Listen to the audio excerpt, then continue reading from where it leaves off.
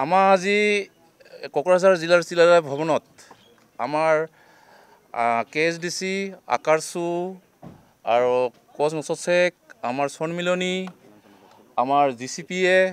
আমাৰ KPP আদি কৰিয়া 50টা সংগঠনে একত্রিতভাবে আমি আজি এতে আলোচনা করিলাম আগন্তুক দিনের কমতাপুর রাজ্য দাবি পৃথক কমতাপুর রাজ্য দাবি আমার এসটিকরণ আর ভাষাক নিয়ে আমি আজি এতে ঐক্যমত হইলাম যে আগন্তুক 3 তারিখে আমি অনশন কার্যসূচী লম এতে আমার সম্মানীয় KL চেয়ারম্যান পার্সন জীবন সিংহ মহাশয় আর তথা KL কেন্দ্রের DL কোচ মহাশয়ক আজি 3 বছর ধরিয়া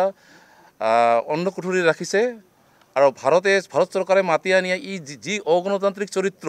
অগণতান্ত্রিক ব্যবস্থা যি অন্যায় অবিচার করিয়া আছে ইটাক আমি আজির সভার তীব্র নিন্দা প্রকাশ করিছুং আজির এই সভার যোগেদি যদি 26-এর আগে আগে আমার কমতাপুর রাজ্য আমার এসটিকরণ আর ভাষাক যদি আমাক সম্মানজনকভাবে সমাধান করে আমরা অধিকার যদি আদায় করি না দে তাহলে কিন্তু আমি